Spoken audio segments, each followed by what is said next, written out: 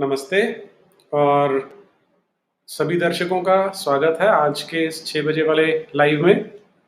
और जैसा कि आप जानते हैं कि आज शंकर शरण जी से हम चर्चा करने वाले हैं कि जब हम अपने देश की बात करते हैं, हमारे यहाँ किसी भी चीज़ को जब हम एक वाद की परंपरा रही है हमारी, कि मान लीजिए किसी समय पर किसी एक विचारधारा ने या किसी ने एक सिद्धांत भी रखा है, तो सिद्धांत को परखने के लिए एक पूरे का पूरा एक सिस्टम है, पूरा एक तंत्र बना हुआ है जिसे हम कहते हैं कि उसमें क्या प्रमाण है और किस तरह से हम किसी भी सिद्धांत को स्थापित कर सकते हैं। अब उन्हीं में अलग तरह के कई तरह के प्रमाण दिए जाते हैं, कोई शब्द प्रमाण है, कोई अनुमान प्रमाण है। तो बहुत लंबी एक परंपरा है हमारे देश में, वो जो जैन परंपरा है उसमें हो, बौद्ध परंपरा है उसमें रहा हो, सनातन परंपरा है उसमें रहा हो, कि बैठकर सभ्य समाज में जिस प्रकार से बातचीत होनी चाहिए, जिस प्रकार से किसी भी सिद्धांत का प्रतिपादन होना चाहिए, उस प्रकार से एक खुले स्वरूप से चर्चा की जाती थी। और इसी परंपरा के तहत जो आर्य समाज के पुरोधा थे स्वामी दयानंद सरस्वती, उन्होंने एक तरह से कहें तो इसे पुनर्जीवित किया, क्योंकि जो मृत प्राय हो चुकी थी, क्योंकि एक लंबा काल ऐसा था जहां पर के वाद परंपरा के स्थान पर तलवारें आपस में टकरा रही थी। अब आर्य समाज ने उसे पुनर्जीवित करने का प्रयास किया और कुछ समय तक चला भी, लेकिन उसके बाद 1910 के दशक में इस तरह के नेता आए हमारे राष्ट्रीय परिदृश्य में, जिन्होंने इस परंपरा को बिल्कुल 180 डिग्री पलटकर लगभग समाप्त कर दिया। और उसके बाद जो राजनीतिक परिवेश रहा वो भी कुछ ऐसा ही रहा कि कहीं पर भी आप जो विदेशी विचारधाराएं हमारे देश में आ चुकी थी, उन पर तर्क पर बात नहीं करेंगे, उन पर वाद नहीं करेंगे, उन पर कोई चर्चा नहीं करेंगे, क्योंकि यदि आपने ऐसा किया तो सड़क छाप गुंडागर्दी से आपको दबा दिया जाएगा। और आर्य समाज के बहुत सारे विद्वानों के साथ ही हुआ भी। लेकिन आज परिवेश में बहुत सारा परिवर्तन है, आज हम ये चर्चा कर सकते हैं, हालांकि सदा ही करते रहना चाहिए। तो आज शंकर शरण जी हमें ये बताने वाले हैं, हम उनसे ये जानेंगे कि अगर हम स्पेशली जिसे मोहम्मदवाद या इस्लाम कहा जाता है उसकी चर्चा करते हैं, तो वो जिन प्रमाणों की हम बात करते हैं उस कसौटी पर किस तरह से उतरते हैं। तो शंकर शरण जी जुड़ चुके हैं हमारे साथ, तो सबसे पहले उनका स्वागत करते हैं। प्रणाम जी। नमस्कार जी।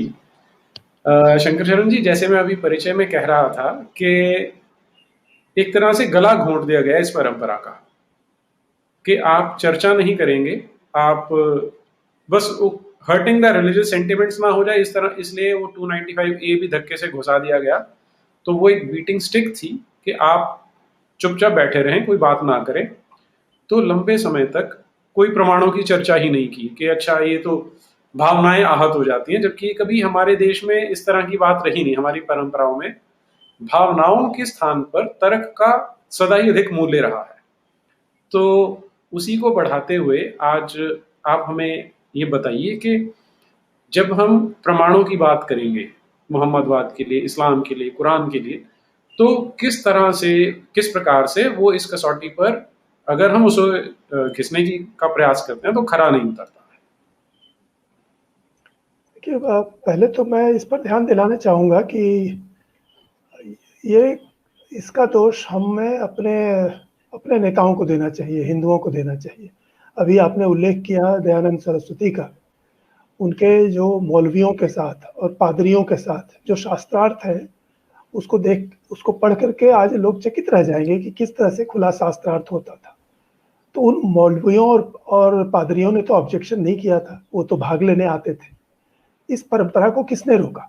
इसको हमारे लोगों ने रोका है, इसको मुसलमानों ने नहीं रोका। और वस्तुतः इसका ध्यान भी उनको हमारे लोगों ने दिलाया कि तुम इस पर ऑब्जेक्ट कर सकते हो। पहले वो ऑब्जेक्ट नहीं करते थे।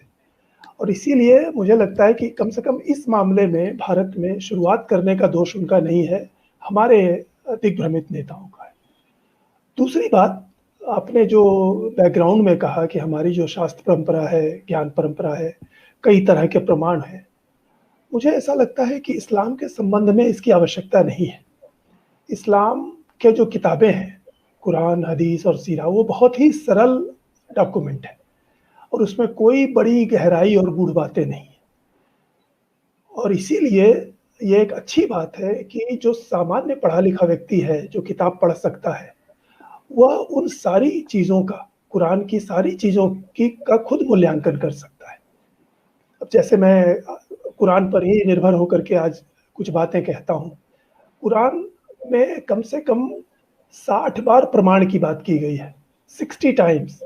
एविडेंस, एविडेंस नहीं, उसमें मुझे इंग्लिश अनुवाद में प्रूफ है शब्द, proof, clear proof, proof, clear proof.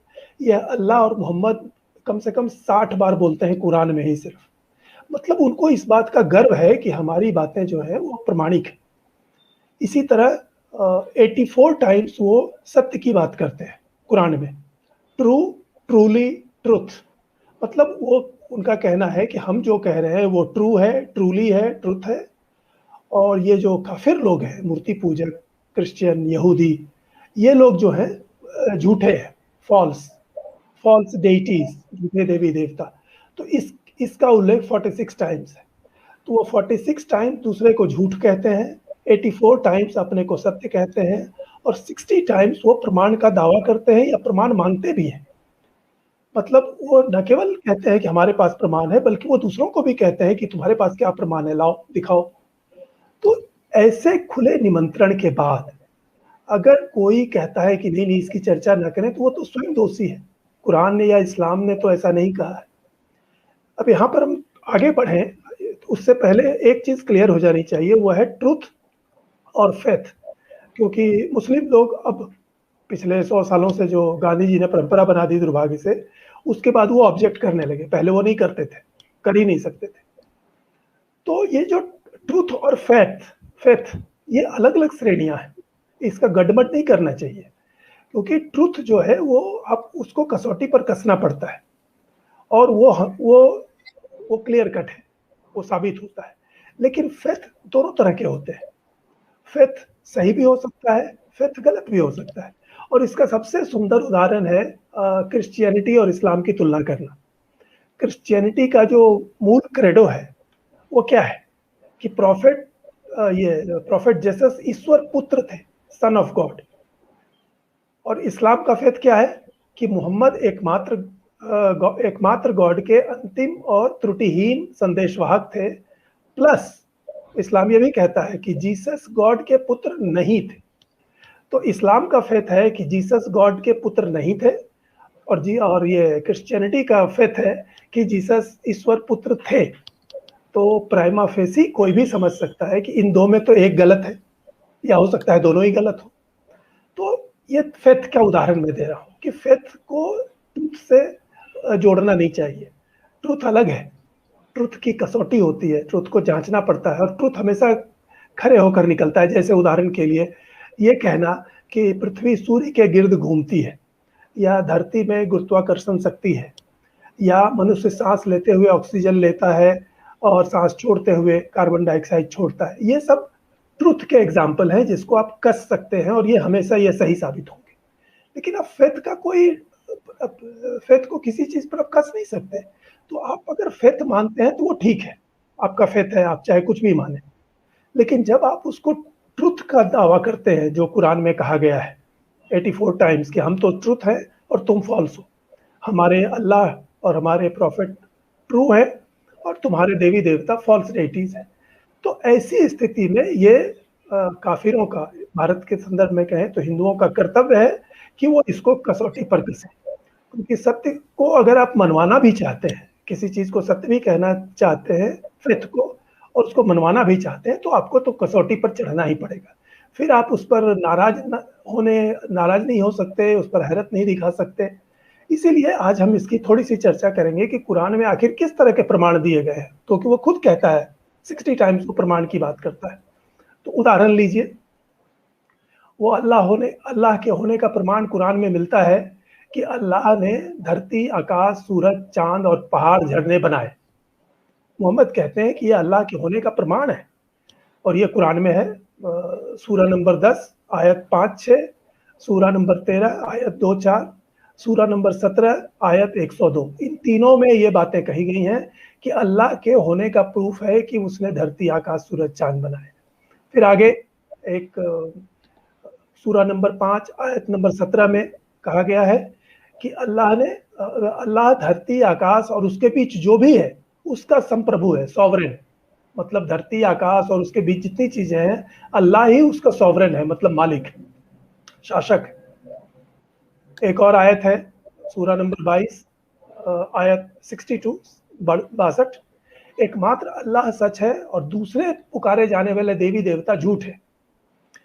फिर इसी तरह वो दूसरों से प्रमाण भी मांगता है, कुरान में ही है, और उसका भी मैं उदाहरण देता हूँ। सूरा नंबर 21 आयत नंबर 24। उन्होंने दूसरे ईश्वर मान लिए हैं, उन्हें कहो लाओ अपना प्रमाण। मतलब यहाँ पर सीधे चुनौती दी जा रही है कि तुम अपना प्रमाण दिखाओ अगर तुम्हारे दूसरे ईश्वर है। ये कई बार है, मैं उदाहरण के 2-3 कहता हूँ। सूरा नंबर 27 आयत नंबर 64, अल्लाह ने सृष्टि बनाई और फिर बनाई, अगर अल्लाह के सिवा कोई दूसरा ईश्वर है तो लाओ उसका प्रमाण।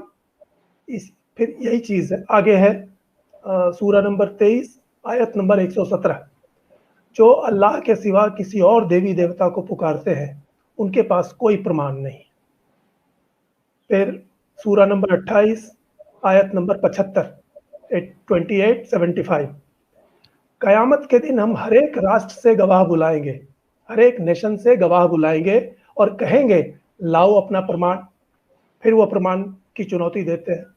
तो इस तरह से कुरान न केवल अपना प्रमाण देता है, बल्कि दूसरों से उनके देवी देवता या उनकी शक्ति का, ताकत का प्रमाण भी मांगता है। इस प्रकार कहना चाहिए कि वो हमें खुद कहता है कि अपने देवताओं का प्रमाण दें और उसका प्रमाण परखें भी, क्योंकि अगर कोई प्रमाण दे रहा है तो स्वाभाविक है उसकी जांच होगी। तो वैसे तो आज हम उनके ही प्रमाणों पर केंद्रित करेंगे, लेकिन यहाँ प्रसंगवश चूंकि वो उन्होंने बार बार चुनौती दी है, तो मुझे लगता है कि हमें एक हिंदू के रूप में उन्हें बता देना चाहिए, मुसलमानों को, कि हजारों साल पहले जो पहली किताब मानव जाति के पास उपलब्ध है, ऋग्वेद, उसी में कहा हुआ है मित्रम वरुणम अग्नि माहु सुपर्णो गरुत्मान यमम मातरिश्वन। मतलब यह मित्र, सूर्य, वरुण, अग्नि, गरुड़, यम और ये वायु, ये सब देवता है। हमारे देवता का प्रमाण तो प्रत्यक्ष है, और बल्कि वेदों में ये मंत्र भी है। जब हम शांति पाठ करते हैं तो कहते हैं नमस्ते वायु त्वमेव प्रत्यक्षम ब्रह्म वदिष्यामि। हे वायु, तुम्हें प्रणाम है, हम तुम्हें प्रत्यक्ष ब्रह्म मानते हैं। तो कोई भी समझ सकता है, कॉमन सेंस का व्यक्ति, कि सूर्य, अग्नि, वरुण, वायु ये कितने शक्तिशाली देवता हैं। इनसे आपका जीवन चलता है और ये आपके जीवन को नष्ट कर सकते हैं। इनके बिना पूरी पृथ्वी, पूरा जगत टिक नहीं सकता, इनके कोप के साथ को झेल नहीं सकता।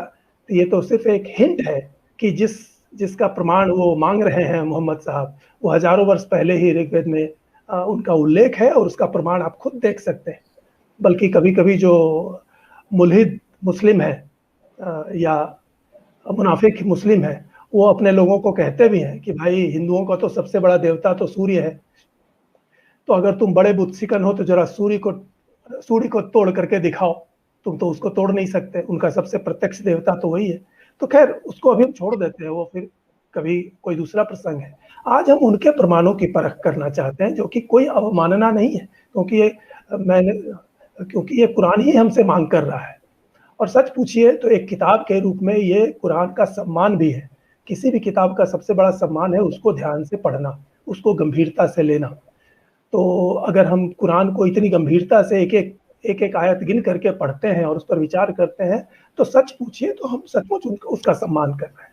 और इसीलिए बराबरी के स्तर पर, जैसे हमारे गुरु दयानंद सरस्वती ने किया था, अब हम वही काम करना चाह रहे हैं। और ये बिल्कुल सरल है, कोई भी कर सकता है। ये कभी नहीं सोचना चाहिए कि इसके लिए बहुत ही ज्ञानी और गूढ़ जानकारी की जरूरत है।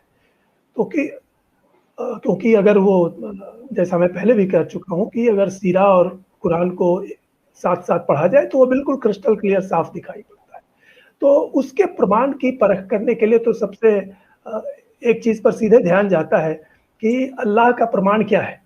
अल्लाह का प्रमाण है मोहम्मद, क्योंकि मोहम्मद साहब कह रहे हैं, कुरान में है। और मोहम्मद साहब का प्रमाण क्या है, तो अल्लाह कह रहे हैं। तो अल्लाह का प्रमाण मोहम्मद साहब है और मोहम्मद साहब का प्रमाण अल्लाह है। तो ये तो सर्कुलर लॉजिक है, जो लॉजिक के प्राइमरी क्लास में कहा जाता है कि इसमें एक बेसिक फैलेसी है कि जो चीज़ आपको प्रूफ करनी है उसको आप पहले से ही साबित मान ले रहे हो। तो ये तो कोई प्रमाण नहीं हुआ। जैसे ये कि कुरान अल्लाह के शब्द हैं, क्यों? क्योंकि अल्लाह ने ये कहा है और इसीलिए कुरान त्रुटिहीन है। तो ये सर्कुलर लॉजिक है कि आपके पास कहीं कोई एविडेंस नहीं है। और जो इसको नहीं माने उसको आप कोसते हैं, धमकाते हैं, मारते हैं। इसके सिवा कुरान में या सीरा में कोई प्रमाण नहीं मिलता। तो ये तो आपके प्रमाण की स्थिति है, क्योंकि कोई भी देख सकता है कि ये कोई प्रमाण आज नहीं है और तब भी नहीं था जिस समय ये बातें कही गई थी। और सच पूछिए तो यही सवाल जो हम उठा रहे हैं प्रॉफेट मोहम्मद के सामने भी रखी गई थी, उनकी सीरा में मिलता है, कुरान में भी इसकी झलक मिलती है कि अरे वो तुम्हारी बात नहीं मानते हैं, तुमको कहते हैं कि तुमने कहीं से सुन लिया या तुम किसी दूसरे की बात दोहरा रहे हो और ये तो ऐसे ही गप दे रहा है या कविता पढ़ रहा है।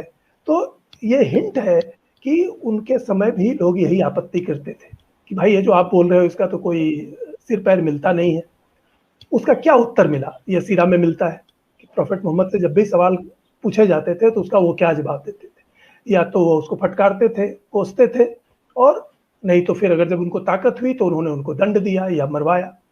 कुरान में ही है, देखिए दलील का उदाहरण, उनके प्रमाण का उदाहरण। और ये सूरा नंबर 6 आयत 39 में है, 6.39। जो हमारी आयतों को नहीं मानते वह बहरे, गूंगे और अंधे हैं। अब ये किस तरह का प्रमाण है? उसी तरह आगे भी है, इस चीज को दोहराया भी गया है। सूरा नंबर 2 आयत नंबर 171, 2.171। काफिर बहरे, गूंगे, अंधे होते हैं, उन्हें कोई समझ नहीं। ये दूसरी दलील है, या एक ही दलील है। फिर सूरा नंबर 2 आयत 99, 2.99, अल्लाह कहते हैं हमने बिल्कुल साफ संकेत भेजे हैं और केवल बदमाश ही उससे इनकार करेंगे। मतलब अगर आप हमारी बात को नहीं मानते हैं तो हम आपको बुरा भला कहेंगे। तो ये किस प्रकार के प्रमाण है, ये किस प्रकार के क्लियर साइंस है, साफ संकेत है, जिसका मोहम्मद साहब ने बड़े गर्व से और दम्भ से उसका उल्लेख किया है।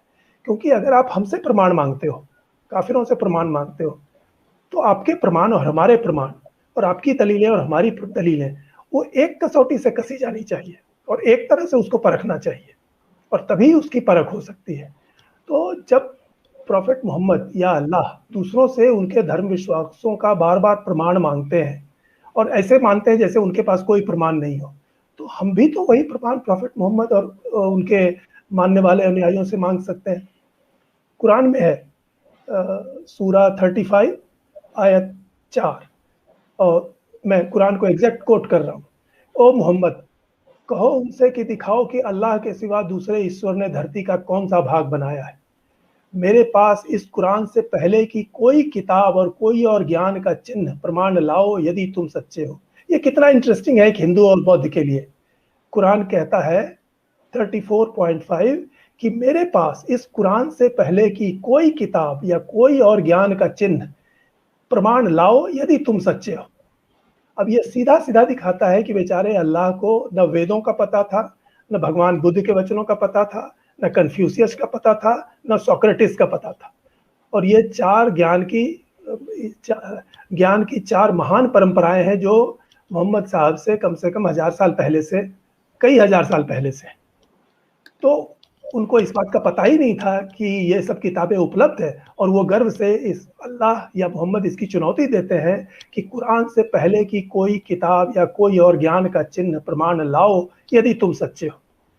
कोई भी मुसलमान इसको देख सकता है कि उनका ज्ञान कितना सीमित था, चाहे वो अल्लाह का था या मोहम्मद का था, कि उनको उपनिषद, वेद, रामायण, महाभारत, बुद्ध के वचन, कन्फ्यूशियस और सोक्रेटिस, प्लेटो, इनका किसी का उनको पता नहीं था।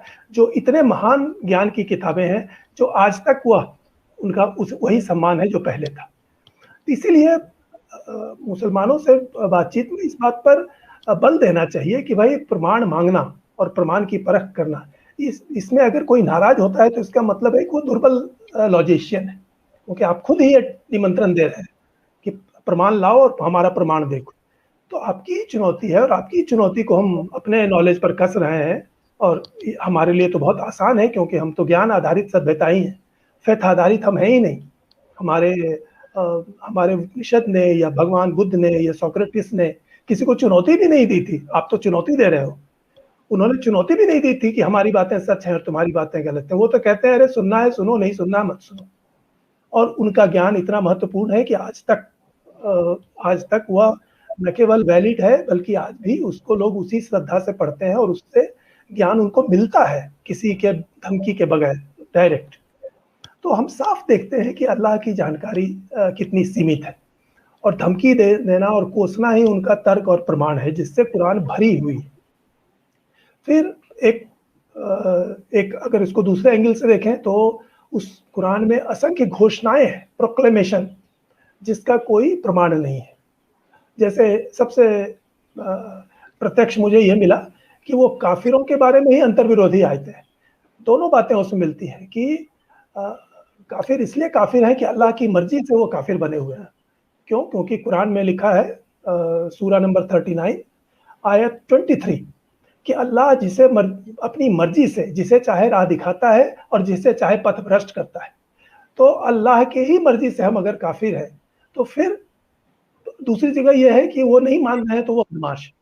तो आप कंट्रोडिक्टरी बातें कर रहे हैं। मतलब ऐसा लगता है कि एक जगह आप कहते हैं कि काफिर इसलिए काफिर हैं कि अल्लाह ने उनको काफिर ही रहने के लिए कहा है या उनको पथभ्रष्ट कर दिया है, और दूसरी जगह आप काफिरों को कोसते हैं कि वो काफिर बने हुए हैं और वो अल्लाह को नहीं मानते, वो मोहम्मद को नहीं मानते, वो कुरान पर विश्वास नहीं करते। तो ये कॉन्ट्राडिक्टरी है और ये उसी में है, और ये बात कई जगह कही गई है। सूरा नंबर 16 आयत नंबर 93, सूरा नंबर 6 आयत नंबर 150। अल्लाह जिसे चाहे सीधा मार्ग दिखाता है और जिसे चाहे गुमराह करता है। तो ऐसी अनेक आयतें हैं, मुझे लगता है कि शायद 8-10 आयतें ऐसी हैं कुरान में जो आयतों काफिरों के बारे में कॉन्ट्राडिक्टरी हैं। मतलब आप समझ ही नहीं सकते हैं कि काफिर अल्लाह की मर्जी से काफिर है या काफिर अल्लाह की हुक्मदुली करके काफिर बना हुआ है उसकी मर्जी के विरुद्ध। तो ये एक कॉन्ट्राडिक्टरी चीज है। फिर कुछ निराधार बातें, मतलब जिसका कहते हैं कि कोई प्रमाण नहीं है और बल्कि वो गलत है। जैसे सूरा नंबर 32 आयत नंबर 4, 32.54, फिर सूरा नंबर 7 आयत नंबर 54, 7.54, और सूरा नंबर 11 आयत नंबर 7। ये तीनों में लिखा हुआ है कि अल्लाह ने 6 दिन में धरती आकाश बनाए और फिर सिंहासन पर बैठ गया। तो अब इसका प्रमाण उनको देना चाहिए। 6 दिन में धरती आकाश बनाए और फिर सिंहासन पर बैठ गया। प्रमाण अगर नहीं हो तो मैं यही कहूंगा कि ये प्रोक्लेमेशन है, आपकी घोषणा है, इसका कोई प्रमाण नहीं है। इसी तरह तोरा और गॉस्पेल पर भी लिखा हुआ है, मतलब जो यहूदियों की किताब है और क्रिश्चियनों की किताब है। सूरा नंबर 3 आयत नंबर 3, सूरा नंबर 5 आयत नंबर 44, सूरा नंबर 5 आयत नंबर 46। इन तीनों में जो लिखा है उसका भाव यह है कि अल्लाह ने ही यहूदी पुस्तक तोरा भी भेजी थी और अल्लाह ने ही क्रिश्चियन पुस्तक गॉस्पेल भी भेजी थी। तो किसी हिंदू और बौद्ध के मन में सीधा सवाल उठेगा कि कृपा करके ये बताएं कि वेद, त्रिपिटक और रामायण किसने भेजी थी? या तो अल्लाह ने भेजी थी तो उसका उल्लेख क्यों नहीं है? क्योंकि वो उससे कई गुना अधिक महत्वपूर्ण पुस्तक है, बहुत बड़े हिस्से पर उसका प्रभाव था, और अगर उसका उल्लेख नहीं है तो क्यों नहीं है? आगे इसमें एक चीज मैं जानना चाहूंगा कि ये बोल रहे हैं कि त्रिपिटक में, रामायण में, वेद में अल्लाह का उल्लेख नहीं है, वैसे ही तोरा में और इंजिल में भी तो कहीं अल्लाह का उल्लेख नहीं मिलता हमें। नहीं, मैं उल्टी बातें कह रहा था। मैं ये कह रहा था कि अल्लाह और मोहम्मद बार बार कुरान से पहले की किताब की चर्चा कर रहे हैं, तो उनकी चर्चा में हमारी किताबों का नाम क्यों गायब है? तो वो मूर्ति पूजकों को तो बहुत कोसते हैं, और मूर्ति पूजक तो दुनिया में जो उबेर मूर्ति पूजक है वो हिंदू और बौद्ध है। तो हमारी किताबें जब हजारों साल पहले से हैं तो अल्लाह उसका नाम क्यों नहीं लेता? जबकि वो तोरा और बाइबिल का वो 50 बार नाम लेता है, और कभी उसको कोसता है और कभी कहता है कि वो भी हमारी ही है। तो हिंदू के मन में प्रश्न ये उठता है कि वेद, त्रिपिटक और रामायण से अल्लाह का कोई संबंध है या नहीं है? और अगर नहीं है, अगर वो नहीं जानता था, तो हमें मानना पड़ेगा कि ये सारी नॉलेज जो है ये 1000 किलोमीटर जो अरब क्षेत्र है उसी के नॉलेज से ये पूरी कुरान और उनकी हदीस घिरी हुई है। या तो अल्लाह की जानकारी उतनी ही है या फिर अल्लाह और मोहम्मद एक ही हैं, जो कभी हम आगे देखेंगे। फिर इसी तरह का एक क्लेम है कि सूरा नंबर 33 और आयत 33.40 मोहम्मद अंतिम प्रॉफिट है। तो अगर इसको भी प्रमाण की कसौटी पर कसें तो इसका क्या प्रमाण है? कोई प्रमाण नहीं है, ये सिर्फ एक घोषणा है। उसी तरह एक और है बहुत इंटरेस्टिंग, ये भी सोचने लायक है प्रमाण की दृष्टि से। सूरा नंबर 5 आयत नंबर 90 और 91 5.90-91 शराब शैतान की चीज है। शराब शैतान की चीज है, लेकिन यही शराब जन्नत में मुसलमानों को इनाम के रूप में मिलती है। तो यह शैतान की चीज है या अल्लाह की चीज है? इन बातों में एक कॉमन हिंदू साफ साफ देखता है कि या तो इसमें प्रमाण नहीं है या फिर इसमें विसंगति है, जो अगेन उसको फॉल्स साबित करती है। ऐसी और भी प्रस्थापनाएं हैं, जैसे सूरा नंबर 21 आयत नंबर 30 21.30 धरती और आकाश पहले मिले हुए थे और अल्लाह ने उसे काट कर अलग अलग किया। मतलब अल्लाह कह रहा है फर्स्ट पर्सन में, हमने उन्हें काट कर अलग अलग किया, क्योंकि ये भी एक कुरान की एक उलझी हुई शैली है। उसमें जो हम है वी, वो कभी अल्लाह के लिए आता है, कभी अल्लाह प्लस एंजिल के लिए, ये गैब्रियल के लिए आता है, कभी उसमें मोहम्मद भी शामिल हो जाते हैं। खैर ये एक अलग चीज़ है जो किसी दूसरे प्रसंग में इसकी व्याख्या हो सकती है, लेकिन अभी हम इस पर ध्यान दें कि वो कुरान दावा करता है कि धरती और आकाश पहले मिले हुए थे, अल्लाह ने उन्हें काट कर अलग अलग किया। उसी तरह 27.75 सूरा नंबर 27 आयत नंबर 75 धरती और आकाश में ऐसी कोई चीज नहीं जो एक स्पष्ट किताब में अंकित ना हो। और किताब से मतलब कुरान ही है, क्योंकि वो और उसके अगली आयत में 76 आयत में कुरान का नाम भी है। तो ऐसा लगता है कि पिछली आयत भी कुरान से ही जुड़ी हुई है कि धरती और आकाश में ऐसी कोई चीज नहीं जो किताब में अंकित ना हो। तो ये फिर ऐसा लगता है कि उनकी किताब के बारे में जो समझ है वो बहुत ही सीमित है, क्योंकि किसी किताब में ऐसा नहीं होता कि सारी चीज़ें लिखी होती हैं। लेकिन इस आयत का दावा यही है। हो सकता है मुस्लिम आलिम इसका कुछ अलग अलग व्याख्या करें, लेकिन हमें यह नहीं भूलना चाहिए कि कुरान जिनके सामने कही गई थी वो बहुत ही सिंपल और सरल लोग थे। उनकी ज्ञान, उनकी जानकारी बड़ी सीमित थी और उनके सामने स्वयं मोहम्मद भी उसी भाषा में बोल रहे थे जो उनको समझ में आ सके। तो इसलिए इसमें कोई गूढ़ बात नहीं है। जब कोई किताब कह रही है कि इसमें सारी चीज़ें इसी में है, तो फिर उससे बाहर की चीज़ों की क्या व्याख्या है? एक जगह लिखा है कुरान में, सूरा नंबर 3 आयत नंबर 67 अब्राहम मुस्लिम था। मतलब जो यहूदी और क्रिश्चियनों के आदि पुरुष हैं अब्राहम, कुरान दावा करता है कि वो भी मुसलमान था। इस्लाम धर्म ही मोहम्मद साहब से जुड़ा है। मोहम्मद को माइनस करके आप इस्लाम नहीं कर सकते। तो ये फिर एक विसंगति लग रही है, काल विसंगति, कि 1000 साल पहले के व्यक्ति के बारे में आप कह रहे हैं कि वो 1000 साल बाद आने वाले व्यक्ति के मतवाद से जुड़ा हुआ था। ठीक है, हो सकता है मुसलमान इसको जस्टिफाई करें किसी तरह, लेकिन ये एक प्रमाण की दृष्टि से हमारे लिए विसंगति है। फिर एक इंटरेस्टिंग और मिलती है जो कि प्राइमा फेसी गलत लगती है। सूरा नंबर 3 आयत नंबर 96 मानव जाति के लिए पहला घर और पहला मार्गदर्शन का केंद्र मक्का ही बनाया गया था। मतलब मक्का में जो वो घर था जिसमें सब लोग पूजा करते थे और जो बाद में काबा बना लिया गया एक्सक्लूसिव, कुरान और मोहम्मद साहब कहते हैं कि मानव जाति के लिए पहला घर वही बना गया था। इतिहास बताता है कि मक्का का जो हिस्टोरिसिटी है वो ईसा पूर्व 30 मैक्सिमम जाती है। उससे पहले मक्का का कोई अस्तित्व या उल्लेख नहीं मिलता। तो उससे सैकड़ों साल पहले के बौद्ध विहार या महाभारत रामायण में जो मंदिर और पूजा स्थलों की जो चर्चा है, तो उसको हम किस श्रेणी में रखेंगे? क्या हम लोग मानव जाति से बाहर हैं, या अल्लाह को इस मानव जाति के इस हिस्से का पता नहीं था? ये बात बार बार उठती है। उसी तरह आगे एक आयत मिलती है, सूरा नंबर 65 आयत नंबर 65 अल्लाह ने 7 आसमान और 7 धरती बनाई, 7 हेवन 7 अर्थ। अब कोई पूछ सकता है कि वो उन 7 आसमान का नाम क्या है और 7 धरती का नाम क्या है? हो सकता है मुस्लिम आलिम इसका कोई जवाब दे, लेकिन वह जवाब तभी प्रमाणिक होगा जबकि वह कुरान में मिले। अगर उसमें नहीं मिलता या मोहम्मद साहब के वचन में नहीं मिलता तो आपकी मनगढ़ंत है, फिर वो इस्लामी विचार नहीं हुआ। एक और है आयत, सूरा नंबर 22 आयत नंबर 6, अल्लाह मुर्दों को जीवित करता है।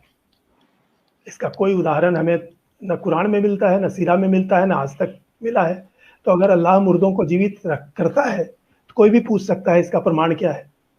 तो वस्तुतः कुरान में मनमाने दावों, दोहराव, रिपीटेशन, प्रोक्लेमेशन और अनाउंसमेंट, डिक्लेमेशन, इसी को पक्का प्रमाण कहा गया है। वो इसी को क्लियर साइन, क्लियर प्रूफ कहते हैं।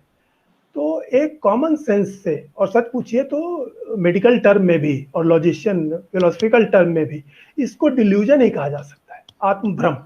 किसी को भ्रम हो गया कि भाई उनके पास सारी जानकारी है, जबकि उनकी बातें, उनकी किताब, उनके सारे क्रियाकलाप ये सभी दिखाते हैं कि उनमें आधी से ज़्यादा बातें या तो घोषणा है या फिर कई बातें सीधे सीधे गलत हैं, जो वो खुद भी समझते हैं कि वो गलत है। तो और ये बात सिर्फ हम आज नहीं कह रहे हैं, ये बात प्रोफेट मोहम्मद की जीवनी बताती है कि प्रोफेट मोहम्मद के समय भी उनके अपने परिवार के लोग, उनके अपने कबीले के लोग, अपने समाज के लोग 1-2 दिन नहीं 10-12 बरस तक लगातार यही सवाल उठाते रहे थे जो हम उठा रहे हैं, और उनसे कायल नहीं हुए थे। मोहम्मद साहब ने उसकी जो दलीलें दी, हालांकि उनकी दलीलें बड़ी सीमित होती थी, वो या तो धमकी होती थी या कोसना होता था। वही जो हमारी बातें नहीं मानते वो अंधे बहरे होते हैं, उनको अकल नहीं होती है, या उनको जहन्नुम में दंड मिलेगा, या प्रोफेट मोहम्मद कहते हैं कि रिलीजन के बारे में ज़्यादा सवाल मत किया करो। तो भाई दो में से एक बात हो सकती है, या तो आप अपना फेथ मानो और दूसरे को अपना फेथ मानने दो, और या फिर आपको यह स्वीकार करना होगा कि आपके फेथ की बहुत सारी चीज़ें बिल्कुल फॉल्स है, वो उसको आप ट्रुथ नहीं कह सकते। तो ये बात हम आज नहीं उठा रहे हैं, प्रोफेट मोहम्मद की जीवनी बताती है, इब्न इशाक की और भी तबारी की, कि उस समय भी ये सवाल उठाए गए थे और प्रोफेट के पास इसका कोई जवाब नहीं था धमकी और कोसने के अलावा। और इसीलिए उनके जो अनुयायी बने वो अंतिम 9 वर्षों में, जब उन्होंने जिहाद शुरू किया, पॉलिटिक्स शुरू की, उनके पास आर्मी हो गई, उन्होंने एक पॉलिटिकल सिस्टम खड़ा किया, उनमें दंड देने की ताकत आ गई, इनाम देने की ताकत आ गई, तब लोग उनसे जुड़ने लगे। और इसका बड़ा एक मुझे बड़ा रोचक उदाहरण मिला कि वो मक्का में जो कबीले के चीफ थे अबू सुफियां, उनकी पत्नी थी, बीवी, उनका नाम था हिंद। तो पहले जब मोहम्मद साहब ने उनके कबीलों पर हमला किया और कई बार लड़ाई हुई, एक आध बार जीते, एक आध बार हारे। उस समय भी जब वो अबू सुफियां लड़ने से कभी कभी कतराते थे तो उनकी बीवी उनको फटकारती थी और दूसरों को कहती थी कि अरे ये कैसा आदमी है, लड़ नहीं रहा है। लेकिन उसका दूसरा पहलू भी हिंद का, मतलब अबू सुफियां की बीवी का, उतना ही शानदार है। जब अंततः मक्का पर मोहम्मद ने कब्जा कर लिया और अबू सुफियां और सारे मुसलमानों ने हथियार डाल दिए, आत्मसमर्पण कर दिया और मुसलमान बन गए, प्रॉफिट को अपना, जिसको कहते हैं फीलिटी, मतलब अपनी, मैं भूल रहा हूँ उसके लिए अरबी शब्द क्या है, लेकिन मतलब उनके प्रति अपनी वफादारी पेश की कि अब हम आपके हुए। तो उसमें वो भी थी अबू सुफियां की बीवी हिंद। तो मोहम्मद ने, चूंकि लोग नए नए मुसलमान बने थे, तो अबू मोहम्मद ने उनको उपदेश दिया, ये बताया कि एक मुसलमान को क्या क्या करना चाहिए।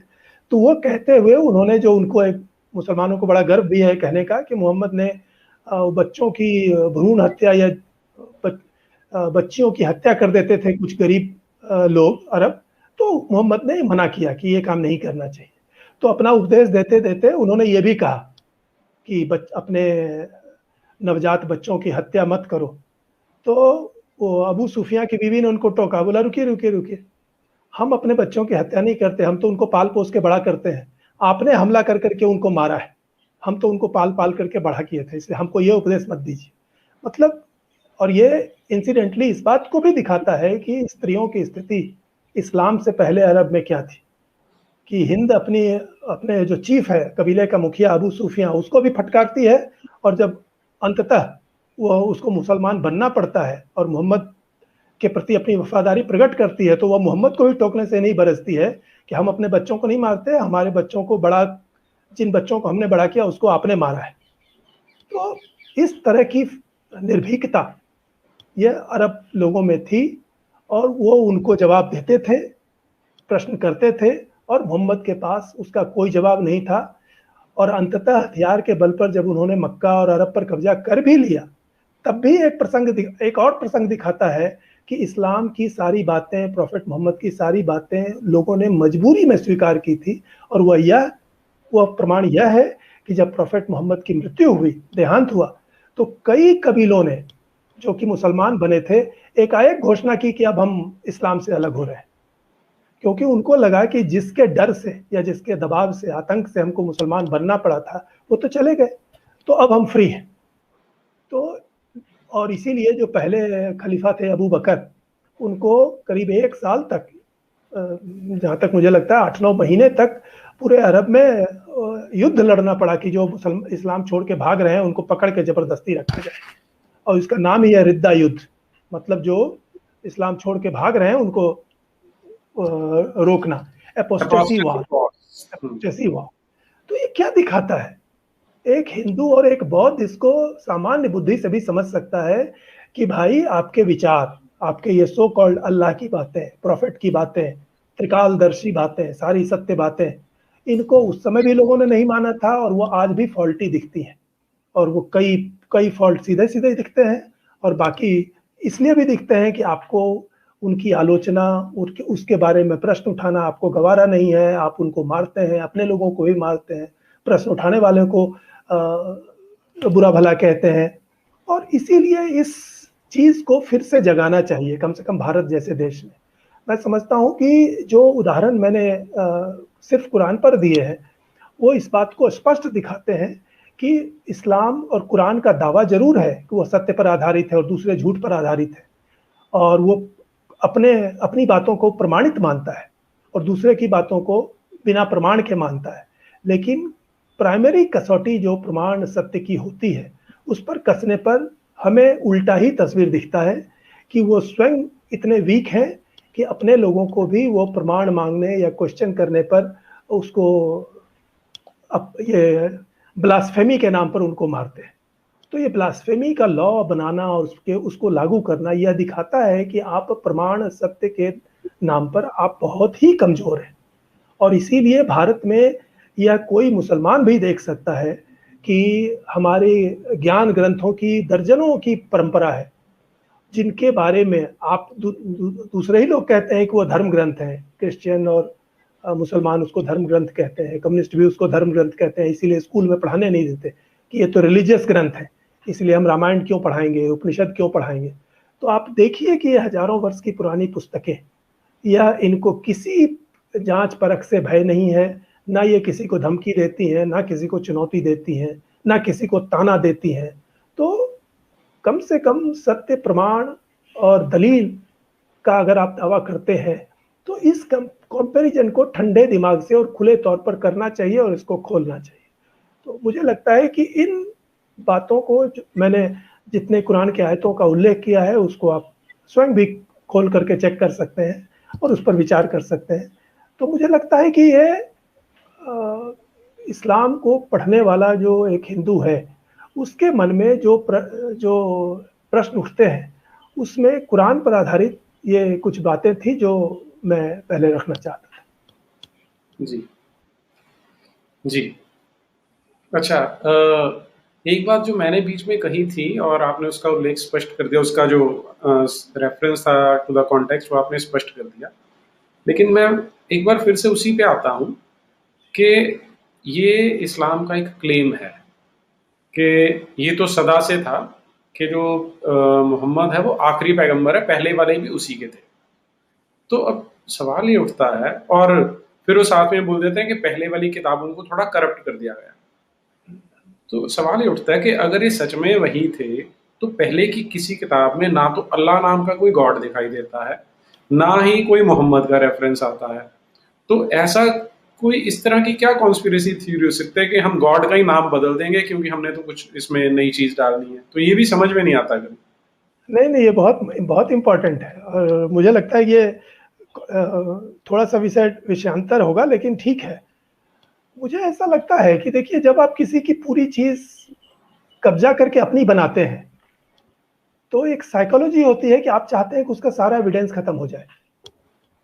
अब यहाँ पर आप तुलना कीजिए, अरब, ये इस्लाम की जितनी अनुष्ठान है, परंपरा, जैसे ये हज करना, रोजा रखना, वो काबा में परिक्रमा करना, जमजम का पानी पीना, और भी बहुत सी चीजें हैं। अब ये इस्लाम से पहले से चल रही थी वहां। मोहम्मद साहब ने उसको अप्रोप्रिएट कर लिया और कहा कि ये इस्लाम है।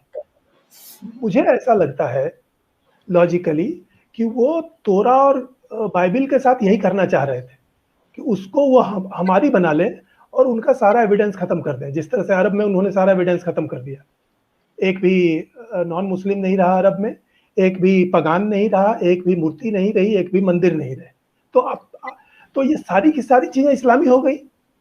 तो आपका जो प्रश्न है, मेरे मन में इसका एक अनुमानित उत्तर ही है कि वो उसको इसलिए कब्जा करना चाह रहे थे क्योंकि उनकी जितनी आइडियोलॉजिकल बातें हैं वो 90% यहूदियों से ली गई हैं।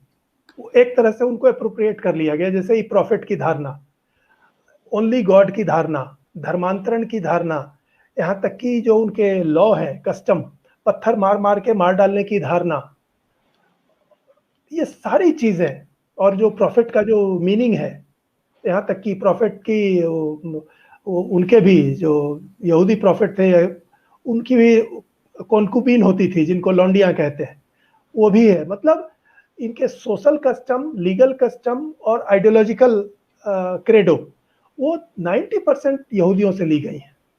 तो ऐसा लगता है कि वो कंप्लीटली, और यही कारण है कि यहूदी एक छोटा समुदाय होते हुए भी मोहम्मद साहब सबसे ज्यादा उसी पर कॉन्सेंट्रेट करते थे कि अरे मैं तो तुम्हारे यहूदी परंपरा का ही प्रॉफिट हूँ। मतलब वो उस पर कब्जा करना चाहते थे, अप्रोप्रिएट करना चाहते थे। ये हो नहीं सका, ये हो नहीं सका, और इसीलिए यहूदी बचे रह गए और क्रिश्चियन बचे रह गए। इसीलिए आज आप ये प्रश्न कर रहे हैं कि भाई उसमें ये अपना नाम क्यों डालना चाह रहे हैं। मेरे मन में इसका अनुमानित उत्तर यही है कि वो उसको, उस पर कब्जा 100% करना चाह रहे थे कि ये सब कुछ इस्लाम का है, अल्लाह का है और मोहम्मद का है। जीसस नाम की चीज या कॉन्स्टेंटिनोपल नाम की चीज या बाइबल नाम की चीज थी ही नहीं।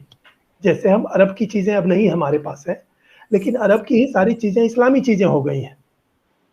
तो यही वो उसके साथ भी करना चाह रहे थे, इसमें वो सफल नहीं हुए।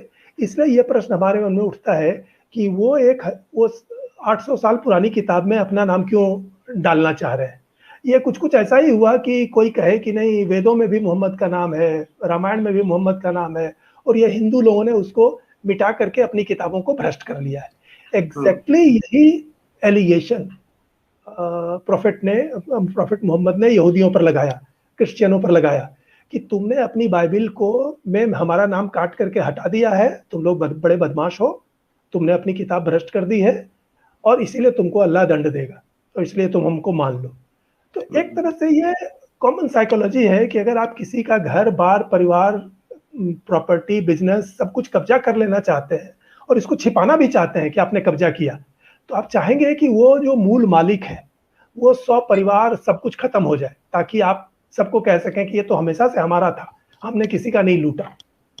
तो शायद ये साइकोलॉजिकल कंपल्सन है यहूदियों और क्रिश्चियनों के बारे में बार बार ये कहना। लेकिन मोहम्मद उसमें सफल नहीं हुए क्योंकि वो दोनों आज तक बचे हुए हैं, और इसीलिए ये प्रश्न बचा रह जाता है। लेकिन हाँ, ये मेरा अनुमानित आंसर है, ये मेरा अनुमान है जी। तो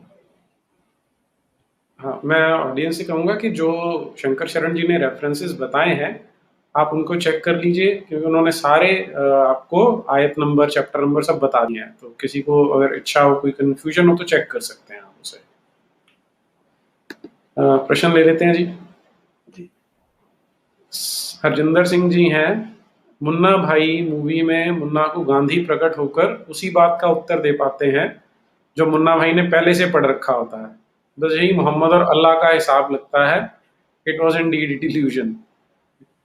हाँ, मैं किताब का नाम भूल रहा हूँ, लेकिन कॉनराड एल्स ने अपनी एक किताब में लिखा है कि किसी बड़े ये मनोवैज्ञानिक ने उसका एनालिसिस किया है प्रॉफिट मोहम्मद का और कुरान का, और उसमें कंक्लूजन यही है कि वो ही वॉज डिल्यूडेड। उनको ये भ्रम हो गया था कि उनकी अल्लाह से या गैब्रियल से बात होती है। और इंटरेस्टिंग बात यह है कि ये ईरान में या इजिप्ट में कहीं ये कोर्स में भी ये किताब पढ़ाई जाती थी। तो अच्छा। ये कुनराड की किसी किताब में है। तो ये कोई बड़ी बात नहीं है, क्योंकि मैं दूसरा एविडेंस देता हूँ। अभी प्रोफेट मोहम्मद के फोटो बनाने पर बड़ी आपत्ति हो रही है, लेकिन ये ब्रिटेन में किसी मुस्लिम ने ही दान किया था, मेरे ख्याल से 100-150 साल पहले की बात है। उसके पास प्रोफेट मोहम्मद की बहुत सी महंगी पेंटिंगें थी, और वो अफगानिस्तान में, ईरान में, सीरिया में शासकों ने बनवाई थी। और यहाँ तक कि बच्चों की किताबों में भी प्रोफेट के चित्र थे, मतलब उनकी जो कहानियां हैं उनके जीवन की। तो ये जो गुस्सा और गर्मा गर्मी है, ये हाल की चीजें हैं और एक तरह का दिखावा है। क्योंकि इस्लामिक हिस्ट्री में जब उनको फुल कॉन्फिडेंस हो गया कि ये पूरा शासन हमारा है, तो उन्होंने खुद प्रोफेट के चित्र बनवाए हैं, और वो इंटरनेट पर आपको मिल जाएंगे। लंदन के किसी म्यूजियम में ऐसी कई पेंटिंग्स हैं। ये जो नाराजगी है ना, उनकी पॉलिटिकल ज्यादा है, इसमें कोई फेथ वाली बात नहीं है। एक तरह की ये टैक्टिक है कि आप उसकी चर्चा ना करें, आप उसकी एनालिसिस ना करें, आप उसकी तुलना ना करें, क्योंकि तब तो पूरा भंडाफोड़ हो जाएगा। और ये जो हरजिंदर सिंह बात करें कि उन्होंने फिल्म में बोला था केमिकल लोचा हो गया दिमाग के अंदर, तो एक फर्क यहाँ केवल ये है कि उसने, मुन्ना भाई ने तो किताबें पढ़ी थी, इन सज्जन ने जो मोहम्मद बिन अब्दुल्ला, इन्होंने तो किताबें भी पढ़ी नहीं थी, सुनी सुनाई बातें थी। तो जहां तक उनको जितना सुनने में आया, जो उसके जीवन काल में था, बस उसी से उसने कहानियां गढ़ दी। हाँ, इसीलिए प्रश्न, मतलब एक हिंदू को तो क्लियर कट दिखाई पड़ेगा, जब आप मूर्ति पूजकों की इतनी निंदा कर रहे हैं, आप बुद्ध का एक बार भी नाम नहीं लेते, रामकृष्ण का नाम नहीं लेते, शिव का नाम नहीं लेते। इनकी मूर्तियां लाखों की संख्या में बनी हुई हैं, और ये और किसी गांव की बात नहीं है। वो पूरा एशिया, मध्य एशिया, ईरान से लेकर के इंडोनेशिया तक, ये लाखों लाख वर्ग मील में लोग हिंदू और बौद्ध थे। तो आपका अरब तो मुश्किल से 1000-1500 सवा हजार किलोमीटर का रकबा था। आप हमेशा पूरी धरती की बात करते हैं, धरती, आसमान, सूरज, तारे, सारी बातें करते हैं। ये भी कहते हैं कि सारी चीजें कुरान में है, अल्लाह सब जानता है। तो ये कैसा अल्लाह है जो सिर्फ 22 साल बोलता रहा? 22 साल पहले भी वो मूक था और 22 साल के बाद भी वो मूक है। ना गैब्रियल का पता है, ना अल्लाह का पता है। तो वो प्रोफेट मोहम्मद 40 वर्ष के हुए और 62 वर्ष में उनकी मृत्यु हुई। सिर्फ ये 22 साल अल्लाह और गैब्रियल सक्रिय रहे, ये क्या है? और क्यों खातिमुन नबी क्यों बना दे उसको अंतिम के, अब नहीं लाएंगे? और ये पर इसमें भी ये जो नबी शब्द भी है, ये भी तो इनका है, नेविम, जो यहूदियों से लिया हुआ शब्द है। नहीं, मैंने लिस्ट नहीं बना रखी है, लेकिन जैसे ये वो मेहर जो है, वो शादी में जो मेहर तय करते हैं मुसलमान लोग निकाह में, स्त्री के लिए, लड़की के लिए, ये मेहर एग्जैक्ट वर्ड ज्यूज का है, तोरा में है। तो अधिकांश चीजें, जैसा मुझे लगता है कि 90% चीजें उन्होंने यहूदियों की हूबहू, हाँ ये टोपी, हाफ वाली टोपी, वो भी उनकी है। खतना, सरकमसीजन, ये यहूदियों का है। तो इस्लाम की 90% चीजें तो यहूदियों की उधार ली गई हैं, और इसीलिए मुझे ऐसा लगता है, इसीलिए प्रॉफिट चाहते थे कि यहूदी उनको अपना प्रॉफिट मान ले, क्योंकि फिर ये जो है ना मैच हो जाएगा। नहीं तो ये हमेशा प्रश्न उठता रहेगा कि इन्होंने तो उससे उधार लिया है, जो उनके समय में भी बोलते थे। मतलब मक्का वाले जो प्रोफेट मोहम्मद पर क्वेश्चन करते थे, उसका एक प्रोमिनेंट पॉइंट यही था कि ये तो उसकी नकल करके बोल रहे हैं, ये तो यहूदियों वाली कहानी बोल रहे हैं। और मोहम्मद इस लॉजिक की स्ट्रेंथ समझते थे कि हाँ भाई, बात में तो दम है कि भाई तुम्हारे अल्लाह के पास कोई ओरिजिनल चीज नहीं है, वो सब पुरानी बातें बोल रहे हो। तो कहीं न कहीं ये आप जो लोचा वाली बात कर रहे हैं, ये लोचा मोहम्मद साहब फील करते थे। नहीं तो वो प्रश्न करने वाले को क्यों टोकते थे कि ज्यादा सवाल मत करो रिलीजन पर, क्योंकि उनको लगता था कि सवाल का मतलब ये फंस जाएंगे 2-4 कदम बढ़ते बढ़ते। किसी ने सिलेबस से बाहर का क्वेश्चन पूछ लिया तो फंस जाएंगे। नहीं, सिलेबस के क्वेश्चन में फंस जाएंगे। नहीं, उनका तो लिमिटेड है ना, उन्होंने तो जितना सुना बस उतना ही सिलेबस है उनके लिए, उससे बाहर से नहीं, लेकिन जो उनकी ओरिजिनलिटी है, ये तो ओरिजिनल है ना, कि अल्लाह एकमात्र गॉड है और प्रोफेट मोहम्मद उसके एकमात्र परफेक्ट संदेशवाहक है। वो हालांकि कहते हैं कि वो मोजेस और जीसस वगैरह भी हमारे ही लोग थे, लेकिन वो इम्परफेक्ट थे, उनमें गड़बड़ी थी। लेकिन आदर्श मोहम्मद नहीं। परफेक्ट है। तो प्रश्न है, ये तो सिलेबस का क्वेश्चन है कि भाई इसका क्या प्रूफ है? तुम जो बार बार क्लियर प्रूफ कहते हो, तो इसका क्लियर प्रूफ क्या है? अल्लाह ने आसमान बनाए और धरती बनाई, ये तो कोई बात नहीं हुई, ये तो हमेशा से है। और भी चीजें, तो सिलेबस के भी क्वेश्चन में वो वीक है। मोहित साहू जी, सर अली बाबा 40 चोर मूवी मोहम्मद पर बनी है क्या? और हिंदुओं की बदमाशी कब जाएगी? वाई लेफ्टिस्ट लॉबी क्या चाहती है? क्या ये बच्चों की परवाह नहीं करते? आपके सवाल तो बहुत सारे सवाल हैं। मुझे हम्म, वो अली बाबा 40 चोर वाली मूवी मोहम्मद से जुड़ी हुई है ये मुझे नहीं लगता, लेकिन मुझे नहीं है ठीक अभी। ठीक पता नहीं है। हम्म, और लेफ्टिस्टों के बारे में तो फिर वही बात है, वो भी एक अपनी आइडियोलॉजी से त्रस्त है, मतलब ग्रस्त है। तो उतनी ही बातें वो बार बार दोहराते हैं। ऐसा नहीं है कि उनको बच्चों की परवाह नहीं है, लेकिन वो मानते हैं कि बच्चों की भलाई इसी में है कि उनको सारी हिंदू ज्ञान परंपरा से काट दिया जाए। तो ये हमारी ड्यूटी बनती है कि उनको समझाएं कि इससे आप उल्टे बच्चों का नुकसान कर रहे हैं। मुझे तो लगता है वो इतने असंवेदनशील हैं कि उन्हें इस चीज से फर्क ही नहीं पड़ता। हाँ, मैं सहमत हूँ। हम्म, लेकिन ये दुर्भाग्य है, सिर्फ उनका नहीं है, जो लोग भी आइडियोलॉजी पर ज्यादा विश्वास करते हैं। आइडियोलॉजी और आइडिया में एक फर्क है। आइडिया फ्री होता है, आप उसको टेस्ट कर सकते हैं, एक्सेप्ट कर सकते हैं, रिजेक्ट कर सकते हैं। आइडियोलॉजी की शर्त ही होती है कि नहीं, तुम इसको पूरे को पूरे मानो, और यही नहीं, बाकी सब चीज को भी इस फ्रेम में ला करके देखो। तो जिसको चश्मा कहते हैं ना, वो चश्मा जो लगा लगा लेते हैं आइडियोलॉजी का, चाहे वो हम्म, इस्लामिक आइडियोलॉजी हो या चर्च आइडियोलॉजी हो या कम्युनिस्ट आइडियोलॉजी हो, बल्कि जो राष्ट्रवादी हैं हमारे देश में उनकी आइडियोलॉजी हो, वो हर चीज को पहले वहीं लाएंगे और हम्म, उसको पहले सही साबित होना है। उनकी आइडियोलॉजी पहले सही है और फिर बाकी चीजों को उसके हिसाब से राइट रॉन्ग करना है। ये वो बीमारी है, मतलब वो तथ्यों की खुली परख से बचते हैं। हम्म, वो वैसी ही बातें चाहते हैं जो उनकी आइडियोलॉजी को सूट करे। तो एक तरह से वो फॉल्सूट की ओर बढ़ने का पहला कदम हो जाता है। इसीलिए आइडियोलॉजी से ग्रस्त नहीं होना चाहिए, चाहे कोई भी आइडियोलॉजी हो, हम्म, क्योंकि आइडियोलॉजी बाय डेफिनेशन एक फ्रेम में आपको बांध देती है। सत्य भारतीय परंपरा में, और मैं समझता हूँ कि यूरोप की भी ज्ञान परंपरा में, सत्य सबसे बड़ा है। सोक्रेटिस, ये जो प्लेटो के जितने डायलॉग्स हैं सुकरात से जुड़े हुए, सब में यही है, भाई सत्य से बड़ा कोई नहीं है। इसीलिए उन्होंने जहर पी लिया, मतलब उनको दंड मिला। वो सिर्फ कह देते हैं कि भाई नहीं ठीक है, ये जो कह रहे हैं वो भी ठीक हो सकता है। उन्होंने कहा नहीं नहीं, जो मैं सत्य समझता हूँ वो कहूंगा, आप मुझे जहर देना है दे दो। तो हम्म, ठीक बात। सत्य पर टिकने की परंपरा ही सही है, आइडियोलॉजी गलत शब्द है हम्म, और गलत फ्रेम ऑफ रेफरेंस जी। मोहन चवन जी, लेफ्टिस्ट्स का इलाज क्या है? है। कोई दूसरा, ये दूसरा प्रसंग है, किसी और दिन हम्म, देखेंगे। हम्म, आज हम ये आपने आउट ऑफ सिलेबस क्वेश्चन पूछ लिया मोहन जी, आज का हाँ, नहीं है। मतलब थोड़ा गड्ढमड हो जाता है। हाँ। आयशा प्रॉफिट्स चाइल्ड ब्राइड, हुजूर ने फरमाया था जो रोज खजूर खाएगा उस पे पॉइजन का असर नहीं होता।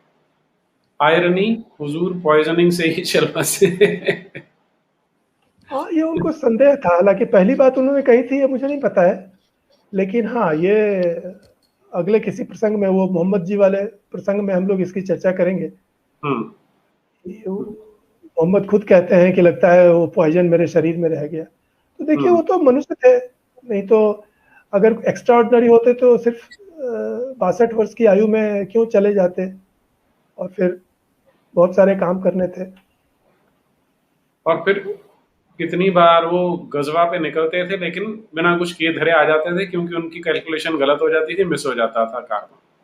हाँ, कई बार हारे जीते, मतलब जो होता है, सैनिक कमांडर कहीं जीतता है कहीं हारता हम्म, है, लेकिन वो हर चीज को अल्लाह से जोड़ते थे, हर चीज को इस्लाम से जोड़ते थे। तो हम्म, अपने फेथ में वो ठीक, मतलब यही सारे लोग करते हैं। जब हम्म, सोवियत यूनियन, मुझे याद है जब सोवियत यूनियन वो मेडल में सबसे ज्यादा सोवियत यूनियन की टैली होती थी 70s में कभी कभी, तो कम्युनिस्ट लोग कहते थे कि ये कम्युनिस्ट सिस्टम का ये प्रताप है। हम्म, मतलब सोवियत यूनियन की सबसे ज्यादा गोल्ड मेडल हुई ओलंपिक में, हुआ है बिकॉज ऑफ कम्युनिज्म। हम्म। अरे रशिया आज भी सबसे ज्यादा नहीं तो टॉप 5-10 में वो अभी भी रहता है। मतलब हम्म। इसका कम्युनिज्म से कोई लेना देना नहीं था। रशिया खुद एक पावरफुल और एनर्जेटिक नेशन था, लेकिन वो उसको जोड़ते थे उससे, यही प्रॉफिट भी करते थे।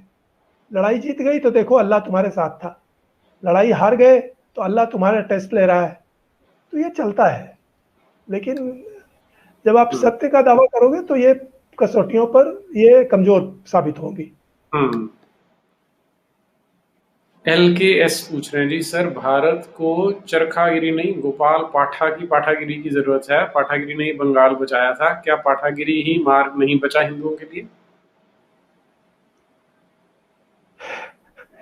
इसका इतना संक्षिप्त क्या जवाब दिया जाए। पहले तो हिंदुओं की पूरे देश में और देश से बाहर भी जो स्थिति है उसी का पूरा आकलन नहीं पता है लोगों को। बैठे बैठे इसका जवाब देना तो बड़ा मुश्किल है। किसी दिन हम लोग बांग्लादेश के हिंदुओं पर चर्चा करेंगे तो पता चलेगा कि हम उसके बारे में जानते भी नहीं है। और हम्म। उसके बारे में सबसे अधिक काम किसी ने किया है तो वो अमेरिका का एक यहूदी, उसने अकेले बांग्लादेश के हिंदुओं की लड़ाई वो लड़ी है और आज भी लड़ रहा है। हमारे देश के नेताओं ने, संगठनों ने, पॉलिटिकल पार्टीज ने, कोर्ट ने, मीडिया ने, प्रोफेसर्स ने उसके बारे में एक पैराग्राफ का बयान तक आज तक नहीं दिया है बांग्लादेशी हिंदुओं के बारे में। हम्म। तो हम जब इतने घोर अज्ञान में हैं तो बैठे बैठे कौन सा मार्ग हम तय कर सकते हैं। पहले तो हमें जानना होगा कि हमारी स्थिति क्या है और दूसरों की स्थिति क्या है। हम्म। वास्तव में इस तरह के टॉक से हम यही काम कर रहे हैं। हम्म। सिंह हरजिंदर जी, अल्लाह के ना होने का तो यही बहुत बड़ा प्रमाण है कि मैं आज भी जीवित हूँ। नीरज जी, आपको स्मरण होगा आपके स्ट्रीम पर अल्लाह कुछ अच्छा हाँ, ये इन्होंने कुछ दिन पहले कहा था कि अगर अल्लाह है तो आज मुझे वो मार दे, कब तक मैं जिंदा ना बचूं तो मैं अल्लाह का प्रमाण मान लूंगा। ठीक बात है। ये मतलब ये बात तो वाली। ये बात तो देखिए हिस्टोरिकली भी सही है। पूरे कुरान में और पूरे मोहम्मद की जीवनी में जो सबसे प्रमुख बात आती है कि काफिरों को खत्म करना है। उन्होंने अपनी डेथ बेड से, मृत्यु शैया से भी यही कहा था कि अरब में एक भी पगान और ज्यू नहीं बच रहना चाहिए। तो इसका मतलब है कि वो सिर्फ अरब की बात नहीं कर रहे थे, वो तो पूरी धरती की बात कर रहे थे, क्योंकि अल्लाह तो पूरी कायनात का अल्लाह है। कुरान में पूरी धरती की बात कही गई है। तो न केवल उस समय, आज भी दुनिया में काफिरों की संख्या ही नहीं बढ़ी है, काफिर हर चीज में आगे है। तो अल्लाह और प्रॉफिट की हार तो प्रमाणिक है कि 1400 सालों में आप न केवल उनको हरा नहीं सके हैं बल्कि आप सीधी लड़ाई में जीत भी नहीं सकते। हम्म। सारी चीजें काफिरों ने बनाई हैं, चाहे वो साइंस टेक्नोलॉजी हो या जो आप इस्तेमाल कर रहे हो। अल्लाह के बंदों ने एक सुई भी नहीं बनाई है, एक जूता नहीं बनाया है, एक दवाई नहीं बनाई है, एक खेल का सामान नहीं बनाया है, कोई नया आविष्कार नहीं किया है, कोई पेटेंट जाना माना उनका नहीं है। तो हम्म। ना धन की कमी है आपको, ना बुद्धि की कमी है, क्योंकि मैं मानता हूं कि मुसलमान, हिंदू, क्रिश्चियन और नास्तिक सब एक जैसे हैं। सारे लोग सारे लोगों की बुद्धि क्षमता एक जैसी है। तो आप क्यों फेल हो रहे हैं? ये तो उल्टा पॉइंट करता है जो कॉनराड बोलते हैं कि जिस हद तक आप इस्लाम पर डिपेंडेंट हैं उस हद तक आप पिछड़े हुए हैं और पिछड़े रहेंगे। आप कभी हम्म। उससे निकल नहीं सकते, क्योंकि Islam is a factor of backwardness, ये हम्म। कॉनराड कहते हैं। हम्म। और सारी दुनिया में जहां जितना, जो भी मुस्लिम कंट्री या मुस्लिम सोसाइटी इस्लाम पर जितना ही ज्यादा जोर देती है वो उतनी ही ज्यादा बैकवर्ड और एक तरह से सेमी बारबेरिक स्थिति में रहती है। तो ये तो अब देखिए। अल्लाह की हार तो इससे दिखती है। हम्म। कायदे से तो आपको लीडर होना चाहिए था। आपने पूरा हम्म। अरब जीत लिया, एक जमाने में यूरोप का हिस्सा जीत लिया, आप रशिया तक आपके गुलाम आपने बनाए, पूर्वी यूरोप के आधे दर्जन देशों को आपने गुलाम बना लिया, भारतवर्ष का बहुत बड़ा हिस्सा आपके कब्जे में था। अगर आपकी आप में इतनी अकल और समझ थी तो आपने कुछ बना के दिया होता। आप तो आज भी वही कर रहे हैं जो प्रोफेट मोहम्मद के साहब ने किया था या उनके बाद उनके खलीफाओं ने किया था। कत्लो हम्म। गारत, कब्जा, खून खराबा, मारना, गुलाम बना के बेचना, स्त्रियों को जलील करना, दूसरों को जलील करना, अपने बच्चों को जलील करना। ये कौन सा ये कौन हम्म। सी जिसको कहूं मैं हिकमत है? इसमें कौन सी हम्म। बुद्धि है, कौन सा ज्ञान हम्म। है? हम्म। चिराग सिंह, सर आप जितना निंदा करो मोहम्मद की, लेकिन इस्लाम के संगठित होने और फैलने के लिए उनकी बेहद चतुराई की तकनीकों से किसी बाहरी शैतानी दिमाग का पता चलता है। नहीं, हम निंदा नहीं कर रहे हैं। मैं एक बार भी मैं मोहम्मद की निंदा नहीं करता हूँ। मोहम्मद तो महान थे, हम्म। एक ऐसी हिस्टोरिक पर्सनैलिटी जिसके नाम पर 1400 साल के बाद भी हजारों लोग मरने मारने के लिए तैयार है। उसकी महानता तो स्वतः स्पष्ट है, लेकिन वो महानता किस चीज में है और उसके परिणाम क्या है, मैं उसकी आलोचना कर रहा हूँ। जो मैंने अभी भी कहा कि आपने पूरी मानवता को हिंसा, वायलेंस, डिस्ट्रक्शन के अलावा कुछ नहीं दिया है। अगर आप इसको आप महान होना कहते हैं तो आप महान है, हम्म। लेकिन उनकी फैलने और संगठित होने की जो तकनीक है वो जरूर बहुत बेहद चतुराई की है। और इसमें संदेह नहीं है कि उसका लोहा मानना पड़ेगा कि वो एक ऐसी टेक्नोलॉजी है जिससे ऑटोमेटिक लोग इस्लाम में न केवल टीके रहते हैं बल्कि दूसरों को हराते भी हैं। हम्म। और दूसरे समझ नहीं पाते उस टेक्निक को। अपनी सारी साइंस, टेक्नोलॉजी, पैसा, ज्ञान, बुद्धि, आबादी, पॉलिटिकल सिस्टम, सबके बावजूद वो इस्लाम का मुकाबला करने की स्थिति में नहीं है। ये ये श्रेय उनको देना पड़ेगा मोहम्मद साहब की टेक्निक को। तो इसमें निंदा की कोई बात नहीं है। उनका एक पक्ष प्रशंसनीय भी है कि उन्होंने एक ऐसी तकनीक बनाई जिसका पूरी दुनिया जिससे परेशान है और जिसका उपाय नहीं खोज पा रही है। हम्म। जन सैनिक, sir can you do live debates with Islamic leaders to discuss facts on Quran hadith? Muslims of India can realize the lies they preach. They are already realising. देखिए, जो आज हम लोग कर पा रहे हैं ये 20 साल पहले ये संभव ही नहीं था। टेक्नोलॉजी ने इसको संभव कर दिया है कि हम जितनी बातें कह रहे हैं, मुझे पूरा विश्वास है कि इसको कुछ मुस्लिम भाई भी जरूर सुन रहे होंगे। और कुछ नहीं तो ये देखने के लिए कि इस बंदे ने कहाँ कहाँ गलत बात बोली है। वो देखते हैं, पढ़ते हैं, ऐसा नहीं है नहीं करते। तो ये प्रक्रिया ऑलरेडी चल रही है। और जो भी मुसलमान, और ऐसा कई उदाहरण है, और बल्कि नीरज जी ने जो एक्स मुस्लिम्स के साथ जो संवाद किया था, आपने देखा होगा कि अधिकांश की कहानी यही मिलती है कि जब उसने इस्लामी कहानियों को टेस्ट करना शुरू किया, उसकी सच्चाई परखने की कोशिश की, तो उसका डिसइल्यूजनमेंट हुआ, तब उसका भ्रम टूटने लगा। और ये किसी भी आइडियोलॉजी के साथ होता है। कम्युनिस्टों के साथ भी यही है। पूरी हिस्ट्री बताती है कि पूरी दुनिया में जो सबसे इंटेलिजेंट और इंटेलेक्चुअल कम्युनिस्ट थे, वही सबसे जल्दी, वही अंततः जल्दी सही शब्द नहीं है, वही अधिक इस कम्युनिज्म से दूर हुए। क्यों? क्योंकि उन्होंने उसको अधिक गहराई से अध्ययन करने की कोशिश की, ये सोचकर कि वो कम्युनिज्म की आइडियोलॉजी से बुर्जुआ को हरा देंगे। और जब उन्होंने कम्युनिज्म की आइडियोलॉजी को, लेनिन को, मार्क्स को डायरेक्टली पढ़ना शुरू किया, तो उन्हें उसकी पोल नजर आई और वो फिर उससे दूर हो गए। ये इस्लाम में भी हो रहा है। जो मुसलमान इसलिए कुरान और सीरा पढ़ते हैं कि उनको उससे बल मिलेगा और वो काफिरों को हरा देंगे, ज्यादातर ये हुआ है कि वो इस्लाम से दूर हो जाते हैं। उनको ये पता चल जाता है जो अभी मैं कह रहा हूँ कि उसमें कितनी ढिलाई है, कितना झूठा आडंबर है, दावे, बेकार के दावे हैं जिसका कोई प्रमाण नहीं है, और छल है, प्रपंच है, हिंसा है, डिस्ट्रक्शन है, गुलाम बनाना, बेचना। ये कोई भी चीज ऐसी नहीं है जिसको आप ह्यूमन कह सकते हैं, जो मानवीय है। वो अमानवीय है, वो बर्बर है। और जी, इसमें मैं एक चीज़ ऐड कर देता हूँ। अभी कुछ दिन पहले किसी ने यही बात की थी कि कुछ लोग डिबेट करना चाहते हैं, तो मेरा उनको उत्तर यही था कि हम डिबेट के लिए सदा तत्पर हैं, लेकिन वो फैक्ट्स के आधार पर होनी चाहिए, तो हम उस डिबेट के लिए तैयार हैं। प्रिंसिपल्ड तो होनी चाहिए, सिद्धांतों हाँ। के आधार पर होनी चाहिए। और जैसे शतरंज का खेल होता है, रेफरी बैठा रहता है, दोनों को बराबर टाइम मिलता है, एक रूल फॉलो करना पड़ता है। अगर आप वैसा करें तो अवश्य, मैं भी हाँ। तैयार हूँ, कोई भी तैयार है। क्यों नहीं? हिंदुओं को तो कोई दिक्कत ही नहीं है, क्योंकि हमें हारने में भी शर्म नहीं है। हाँ। अगर हम हारेंगे तो हम अपनी गलती रियलाइज करेंगे, फिर हम उसको सुधार लेंगे। हमने किसी मतवाद का ठेका नहीं ले रखा है या किसी किताब का ठेका नहीं ले रखा है।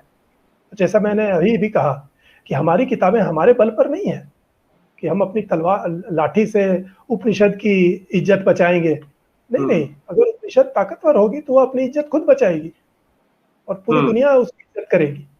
मैं धमकी दूं, मैं प्रलोभन दूं, तब लोग उपनिषद की इज्जत करें, रामायण की इज्जत करें, ये हिंदू को परवाह नहीं रही है। कभी ना तो थी ना है। हम तो इसीलिए हमें डिबेट में कोई आपत्ति नहीं है, हम तो उसका स्वागत करते हैं, लेकिन वो प्रिंसिपल्ड होने चाहिए, बराबर हम्म। के नियम, बराबर के व्यवहार, और फिर उसको चेक करने वाले लोग रहें, बिल्कुल अच्छी बात है। बुद्धिमान जज बिठाए जाएंगे उसमें। हाँ, उसमें कोई पर दिक्कत नहीं, वो तो खुले में हो सकता है, ये ऑनलाइन भी हो सकता है, बिल्कुल होना भी चाहिए, हम्म। होना भी चाहिए। लेकिन आप ये शर्तबंदी नहीं रख सकते कि भाई अ, ये आप हमारे शरिया लॉ को मान लो, ब्लास्फेमी लॉ को मान लो, और ये फिर डिबेट कैसे हुई? फिर तो आप भी हमारी मान लो, हम्म। आप भी मान लो हमारे रामायण में या महाभारत में धर्म क्या है और अधर्म क्या है। ये इसकी संहिता तो नहीं बनी हुई है, लेकिन पचासों ऐसी चीज है जिसमें आप अधर्म के क्षेत्र में जाएंगे और आपको दंडित करना हमारा अधिकार होगा, तो हम कहाँ आपको दंडित करते हैं? सही बात है। जैसे रामायण में है कि जो स्त्री पर हाथ उठाता है, बच्चे पर हाथ उठाता है, जो गाय को पैर से मारता है, वो पापी है और दंड का हम्म। भागी है। हम्म। तो आप तो ये काम रोज करते हैं, तो हम आपको दंड दें? तो हम्म। अगर हम आपको दंड नहीं दे सकते, तो आप भी अपनी किताबों का नाम लेकर के किसी दूसरे को दंड देने का दावा नहीं कर सकते। करना तो आपको अपने लिए भी नहीं चाहिए, लेकिन आप दूसरों के लिए तो बिल्कुल ही नहीं बोल सकते। अगर हम्म। इन सब चीजों को स्वीकार करके, जिसको कहते हैं कि एक common ground, fair playing ground बना करके आप डिबेट करेंगे, तो बिल्कुल वो डिबेट होनी चाहिए। हम्म। हाँ, उसके लिए हमारा खुला चैलेंज है, हमें कोई समस्या नहीं है उसमें। हाँ, नहीं, नहीं। LKS, Sir Muhammad was spellbound by Pishach. This Pishach was slave of Shukracharya. Kurus after Mahabharat went to Middle East, formed tribes. Is it true? देखिए, ये एक बहुत ही खराब परंपरा बनी है काफी समय से, और विवेकानंद ने इस पर उंगली रखी थी कि रहस्यात्मक बातों पर ध्यान देना, चमत्कारिक बातों पर ध्यान देना, ये कमजोरी की निशानी है। इस तरह की बातों का कोई सिर पैर नहीं है। कुछ लोग इसमें बहुत समय देते हैं, और मुझे लगता है कि ये निरर्थक है, इससे कुछ लाभ नहीं होता। हम्म। कौन इसका रिसर्च करे और क्यों करे? क्या हाँ। जरूरत पड़ी है? हम्म।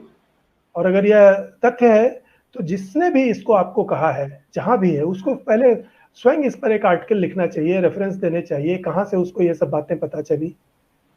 कुछ लोग मनगढ़ंत बातों को भी प्रस्तुत करते हैं, और ये एक बड़ी खराब परंपरा बन गई है भारत में, कई शायद एक आध सौ सालों से, मनगढ़ंत हम्म। बातों को फैलाने की।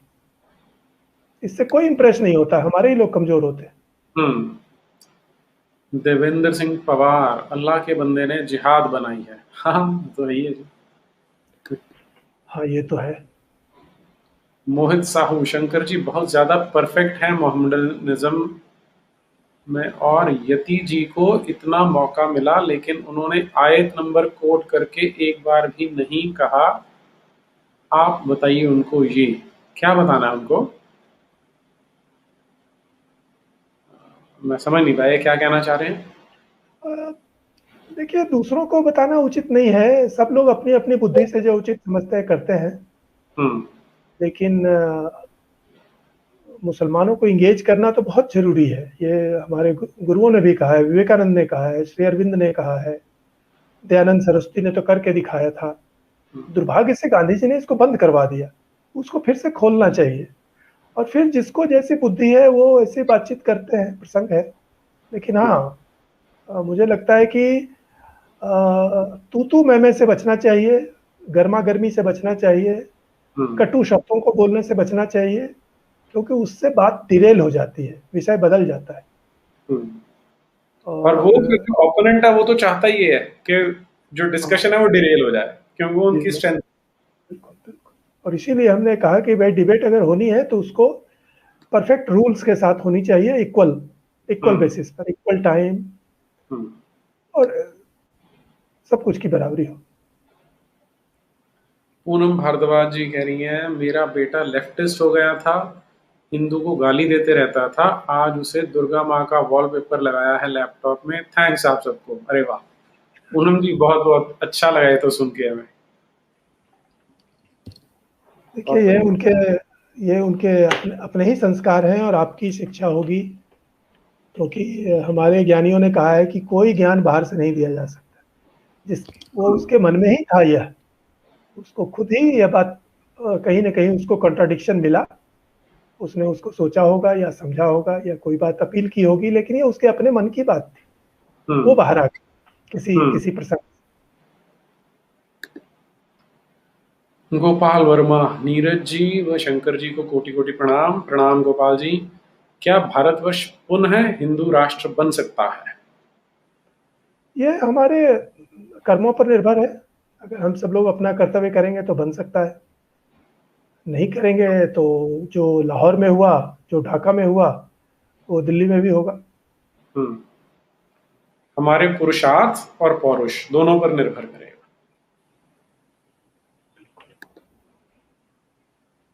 सिंह हरजिंदर जी, if Quran is last message of God, then why Allah wasted the precious space by repeating himself in chapter 55 as which of the favors of your Lord will you deny? Why not Kirchhoff's law instead? Hmm. ठीक है, तो अल्लाह जिस तरह से बोलते हैं वो तो स्पष्ट ही लगता है कि जैसे कोई कॉमन आदमी बोल रहा हो। जो कोनराड कहते हैं कि कुरान में ऐसी कोई बात नहीं है जो उस समय का कोई भी ऑर्डिनरी अरब बिजनेसमैन नहीं बोल सकता था, मतलब उसमें कोई विशेषता नहीं है। वो जो वहाँ के कॉमन अरब ह्यूमन बीइंग की जो लिमिटेशन थी, नॉलेज थी, इच्छा थी और शंका थी, समस्या थी, वही सब उसमें रिफ्लेक्ट होती। तो आप वो अल्लाह के नाम से जरूर चल रही है, लेकिन वो एक ह्यूमन डॉक्यूमेंट है। और मुझे तो भारत में एक अच्छे जाने माने पढ़े लिखे मुस्लिम ने भी कहा कि नहीं नहीं, वो कहने की बात है, वो तो ह्यूमन डॉक्यूमेंट है, मतलब मानव निर्मित है। तो ये पढ़े लिखे विवेकशील मुसलमान भी मानते हैं कि कुरान ह्यूमन प्रोडक्ट है, कोई दैवी प्रोडक्ट या आउटर स्पेस से आया हुआ चीज नहीं है, क्योंकि उसमें एक भी शब्द ऐसा नहीं है जो ह्यूमन और लिमिटेड ह्यूमन फीलिंग से जुड़ा हुआ ना हो। यहाँ तक कि उसमें नाम भी बस अरब वाले हैं। पेड़ पौधों के नाम आते हैं तो अरब के, फल के नाम आते हैं तो अरब के, संपत्ति और प्रेसियस वस्तुओं के नाम आते हैं तो अरब के। तो और दावा है कि पूरी धरती की ये किताब है, पूरी कायनात की किताब है। तो ये चीन से लेकर के अमेरिका तक उसमें गायब क्यों है? Human limitation. ठीक बात है। चिराग सिंह, सर मेरी बात समझे नहीं, आप हिंदू विद्वान बहुत जल्दी डिफेंसिव हो जाते हैं। ये इस्लाम से लड़ाई के विरुद्ध सबसे बड़ी कमजोरी है। मोहम्मद की निंदा बहुत जरूरी है। पता नहीं, आप मैं आलोचना तो कर ही रहा हूँ। मैंने सिर्फ कहा निंदा जरूरी नहीं है। निंदा कमजोरी, निंदा नहीं करना कमजोरी नहीं है। आप देखिए कि ये सलमान रश्दी ने तो निंदा भी नहीं की थी, उसने तो एक उपन्यास लिखा था, और उपन्यास भी बड़े फिगरेटिव वे में लिखा था, कहानी बना करके। उसमें नाम भी ऐसा नहीं कि डायरेक्ट प्रॉफेट मोहम्मद का नाम भी नहीं था। तो उससे ईरान के शासक को और हमारे यहाँ सबसे जो बड़े इंटेलेक्चुअल थे सैयद शहाबुद्दीन को, उससे उनको खटका हुआ कि ये बड़ी खतरनाक चीज है। निंदा से कुछ नहीं होता, निंदा से आप विषय बदल देते हैं, वो मार काट, लड़ाई झगड़े और दूसरी चीज पर चली जाती है। हम अभी किताब की चर्चा कर रहे हैं, तो किताब की चर्चा करने में निंदा की क्या जरूरत है? किताब की आलोचना हम कर रहे हैं, ये किताब में ये सब फॉल्ट है, फॉल्ट नंबर 1 2 3 4 5 6। ये किसी राइटर को या किसी किताब को डिस्क्रेडिट करने के लिए ये ज्यादा महत्वपूर्ण बिंदु है। लेकिन हो सकता है आप भी वही मीन कर रहे हो जो मैं कह रहा हूँ, लेकिन इसमें डिफेंसिव होने की बात नहीं है। मैंने तो उल्टी बात कही कि हमारी किताबें, हमारी परंपरा तो किसी को ना धमकी देती है, ना उसके लिए लड़ाई करती है, फिर भी वो जिंदा है। ये आपकी परंपरा है जो सबसे यंग है। सबसे यंग धर्म तो इस्लाम ही है, उसको तो धर्म नहीं है, सबसे ज्यादा, मजहब, सॉरी रिलीजन, मजहब जो वो खुद ही बोलते हैं। तो सबसे यंग को तो सबसे रेजिलियंट होना चाहिए, सबसे इम्यून होना चाहिए, सबसे ताकतवर होना चाहिए। और जो सबसे बूढ़ा है हिंदू धर्म, उसको डरता हुआ होना चाहिए। बात तो उल्टी है। डिफेंसिव और होने की बात नहीं है, ये अपने अपने तरीके की बात है। मैं वही कहने लगा था कि कई लोग ये सोच लेते हैं कि अगर कोई ऊंचा बोल रहा है, अपशब्द बोल रहा है, तो वो निंदा है और वो एग्रेसिव है। हाँ, वो दिखने में एग्रेशन लग सकता है, लेकिन वो आपकी एनर्जी को डाइल्यूट कर सकता है, वो आपके बिल्कुल इश्यू को करता ही डाइल्यूट कर सकता है, करता ही है, डाइवर्ट कर करता ही सकता है, करता ही और है। आप दूसरे को ऐसा चांस दे सकते हैं कि वो आपको आपकी शक्ति कम कर दे। हाँ, तो बिल्कुल। आप अगर सभ्य भाषा में भी बोलते हैं तो ये नहीं होता कि आप डिफेंसिव हो गए हैं। एग्रेशन सभ्य भाषा से भी आ जाता है, और यहाँ तो एग्रेशन के बिना ही काम चल सकता है, इतना इतना सब कुछ सरल है।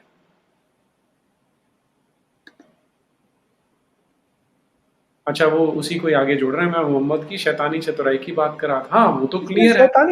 शैतानी वर्ड जोड़ने से क्या क्या फायदा हो रहा है? मोहम्मद हम्म। की चतुराई काफी है, मोहम्मद की जीनियस, मैं तो कहूंगा जीनियस है। उन्होंने जो जिहाद की टेक्निक बनाई वो जीनियस का काम है। हो सकता है, मैंने पिछली बार भी कहा था, हो सकता है उनको संयोग से हाथ लग गया। अगर वो मक्का में ही रहे होते और वो मदीना नहीं गए होते, और उनको संयोग से वो आइडिया नहीं आया होता कि वो जो कारवां जा रहा है उसको लूट लो, पैसे भी हो जाएंगे और उनको हम नुकसान भी पहुंचाएंगे, मतलब मक्का वालों को चोट भी पहुंचाएंगे और उनका माल लेंगे तो हमें लाभ भी होगा। ये डबल बेनिफिट का जो उन्होंने काम शुरू किया मदीना जाने के बाद, मक्का में रहते तो वो नहीं होता। तो ये संयोग से भी हो सकता है मिला हो, लेकिन वट एवर। लेकिन जब उन्होंने जिहाद की टेक्निक बनाई और ये पूरा जो सरिया और धिम्मी और जजिया जिहाद, ये पूरा जो उन्होंने सिस्टम बनाया, ये सचमुच जीनियस का काम है। तो उसको शैतानी कह देने से क्या हो गया? वो हीन थोड़े हो गए, वो चले गए। हम्म। आज आप आज आप उनके अनुयायियों से कैसे निपटते हैं, इसमें आपकी चतुराई है। उनको शैतान, दुष्ट, बदमाश कहने से तो वो कमजोर होते नहीं है। हम्म। और इसमें अच्छा एक चीज शंकर जी के, जो अभी आपने जो बात बोली कि उनको लूट पाट लो, ये तो उसे तोरा में भी मिल गया होगा कि आप इनको लूट सकते हो, इनकी महिलाएं उठा सकते हो, तो सब वहां ओल्ड टेस्टामेंट में भी मिल जाता है। पता नहीं ओल्ड टेस्टामेंट में इस दृष्टि से नहीं है कि जो तुम्हारी बात नहीं मानो उसके साथ ऐसा करो। ये एग्जैक्ट मोहम्मडनिज्म है। तोरा में जो मारपीट और लड़ाई झगड़े हैं वो आपसी ज्यादा है। वो इस पर नहीं है कि जो तोरा को नहीं मानता उस पर तुम ऐसा करो। तो मैंने उसको तोरा बहुत नहीं, डिटेल में लेकिन पढ़ा नहीं है। उसमें वो आ जाता है ना कि the gods that you have not known, अगर उनको मानते हैं तो उनके जो शहर है उनको तबाह कर दो। तो ये उसमें भी हाँ, रेफरेंस मिल जाता है। लेकिन हाँ, रेफरेंस है, वो बात है। लेकिन उसका इतना विस्तार नहीं है। हम्म। जैसे कफर जैसी कोई टर्मिनोलॉजी नहीं है उनके पास, हम्म। जिहाद जैसी कोई टर्मिनोलॉजी नहीं है, शरीयत जैसी टर्मिनोलॉजी नहीं है, जजिया हम्म। जैसी टर्मिनोलॉजी नहीं है। हम्म। तो ये पूरा जो स्ट्रक्चर प्रोफेट मोहम्मद ने बनाया वो एक्सक्लूसिव है, वो तोरा में नहीं है। हम्म। उन्होंने तोरा से बहुत सी चीजें ली है, लेकिन कुछ चीजें उनकी ओरिजिनल है जिसमें जिहाद है। हम्म। और ये परमानेंट रिवॉल्यूशन जिहाद वाला, ये भी हम्म। शायद तोरा में नहीं है। और अगर उसकी बात इसलिए भी उपयुक्त नहीं है क्योंकि आज जो हम झेल रहे हैं वो वो प्रॉपर मोहम्मडनिज्म को झेल रहे हैं पूरी दुनिया में, अमेरिका से लेकर के ढाका तक, और हम्म। रशिया से लेकर के इंडोनेशिया तक, अफ्रीका तक। तो इस पर अगर हम कंसंट्रेट करें तो हमें ये दिखता है कि ये 1400 सालों से जो चल रहा है उसमें क्रिश्चियनिटी या तोरा का कोई योगदान नहीं है, ये प्रोफेट मोहम्मद का अपना है। हम्म। उसने इनोवेशन इसमें अच्छी की है। हाँ, इनोवेशन हम्म। टेक्निक इनकी अपनी है। हम्म। गोपाल शिंदे जी, मिस्टर अल्लाह ने पहले धरती को बनाया, फिर 3 दिन बाद सूरज और चांद। अब सवाल यह है कि जब सूरज ही नहीं था तो ये 3 दिन किस मूर्ख ने मापे थे। ये भी हाँ, अच्छा तर्क है। हाँ, और यही चीजें हैं जो हमें सबको उठानी चाहिए, बात करनी चाहिए। हाँ, ये बातचीत में जब होती है तो इस तरह की बातें उठ सकती हैं। हम्म।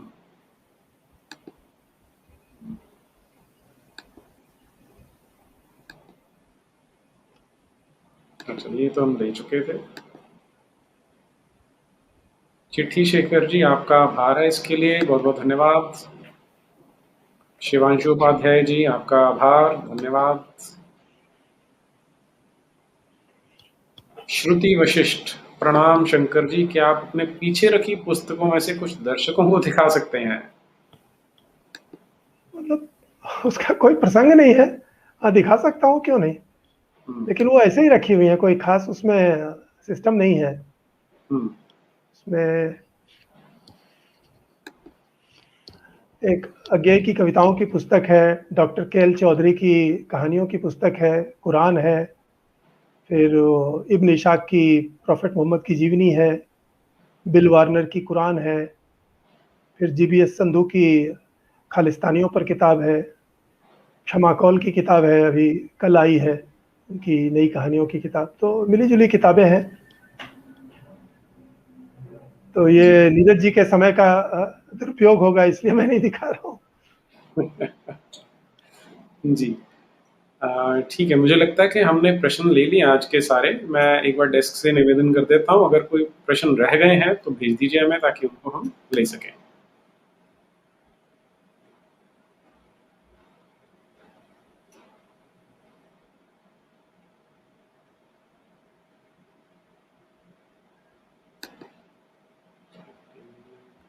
इस्लामिक तो पूरा नहीं आया क्वेश्चन, आधा ही है।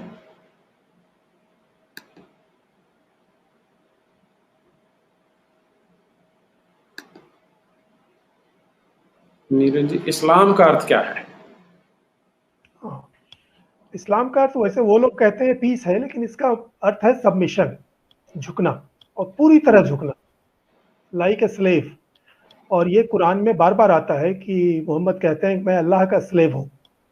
तो हमें जब हम स्लेवरी पर कोई टॉक करेंगे तो इसकी डिटेल आएगी कि इस्लाम पूरी तरह स्लेवरी है।